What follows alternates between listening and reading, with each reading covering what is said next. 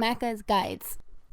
Hey everyone, Macca here. You know the drill, Doom the Dark Ages. Let's continue now with mission number 11. As soon as we start, let's go ahead and pin both of the available mission challenges. We'll also get a new mission challenge partway through the mission once we unlock a new weapon.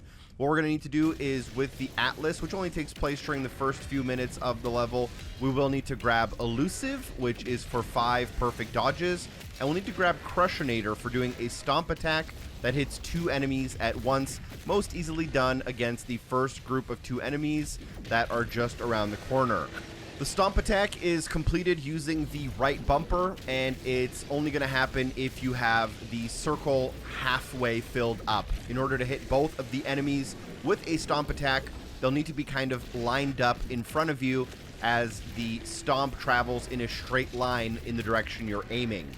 Now from there, you're gonna have to grab both of those mission challenges quite quickly, as just around the corner there's only 1 or 2 more other Atlases you'll fight, and then we'll pick up a weapon no longer allowing us to do the stomp attack, but here you can actually grab it a second time before you take out the other Atlases here, and then you'll be able to jump into the next arena area picking up a weapon. Although the Atlas part of this mission is only a few minutes, then we'll do a few minutes on foot.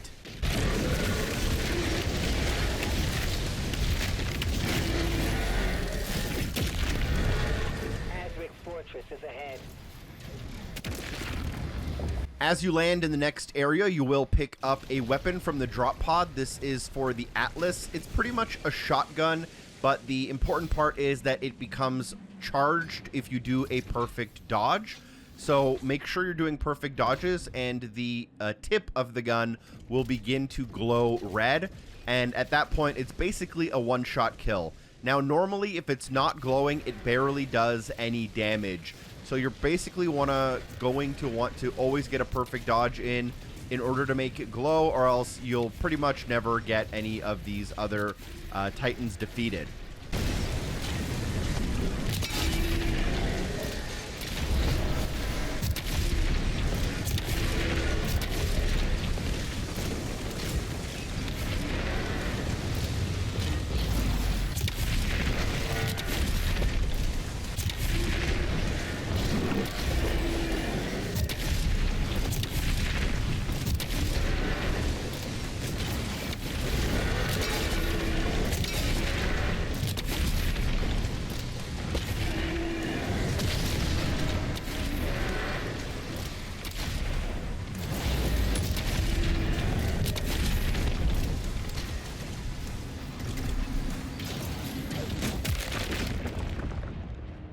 As soon as you come through the gate, you'll land and you'll be now on foot. And as soon as you gain control of your character, turn around and do a 180-degree spin, finding one of our only secret areas for this mission directly behind us.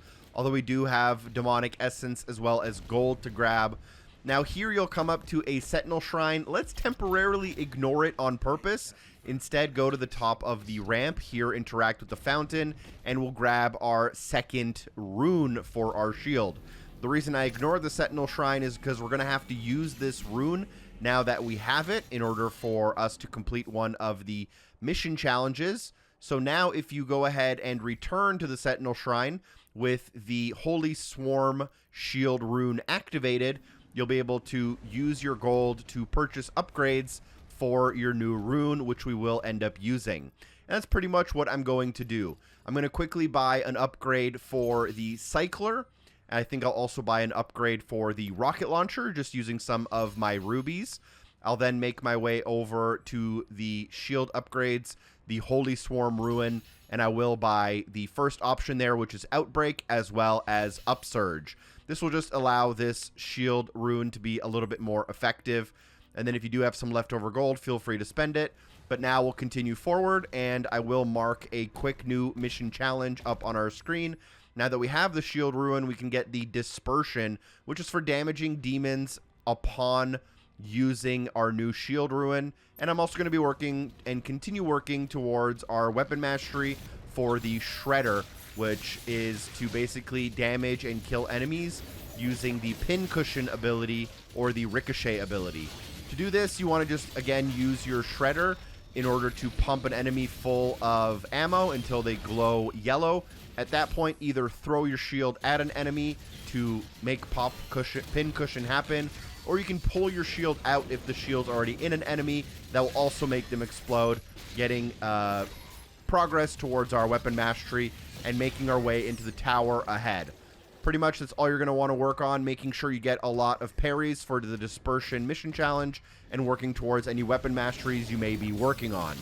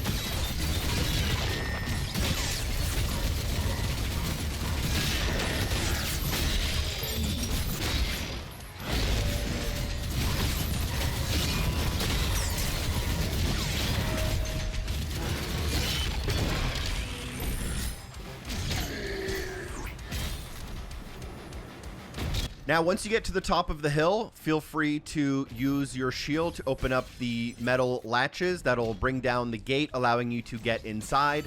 We'll have all of the gold available for us to be picked up pretty much as soon as this door opens.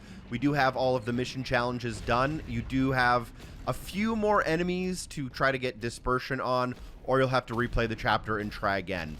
As you enter a gold chest directly in front of you for 50 gold, I believe this mission has 86 total, so go up the ramp and then we will start on the right-hand side, pick up all of the individual pieces as well as the large stack on the right-hand side, then cross over to the opposite side and do the same. And then as you do that, you should have all of the gold, all of the secrets, and all of the collectibles for this mission. I'll quickly open up my auto map to double check, and we do have all of the mission challenges. We do have our 1 out of 1 secret, our 85 gold, as well as we do not have the demonic essence upgrade as it happens in this final battle. The final battle is pretty standard stuff. I believe a whiplash spawns as well as a revenant. I will be using my shredder pincushion ability as much as I can in order to work on that weapon mastery, and it is pretty highly effective against some of these enemies. Also, the Aragon, I keep forgetting the exact name, will spawn, and the strategy I'm going to be using is to be just extremely hyper-aggressive with the chain shot. I'm going to be trying to get as close as possible to this enemy in order to bait it into as many parries as possible. And because I have a lot of health and a lot of armor, I'm not really worried if I miss a parry occasionally, which I will and which I do. But as long as you're hitting like 80% of your parries and just continually hitting it with the chain shot, you should be able to take this enemy out within like 20 or 30 seconds instead of the minute or two it took us the first time we stumbled upon it. After you do take out that enemy, you will get an upgrade to your maximum armor, bringing it to a total of 100. And at that point, you can do a quick loop around to fill up on ammo, armor, and health before jumping through the portal to end off the level, get the chapter complete screen, as well as the 100% verification. Thanks for watching. Hope the video was helpful. Special thanks to everyone on Patreon for supporting the show. Peace.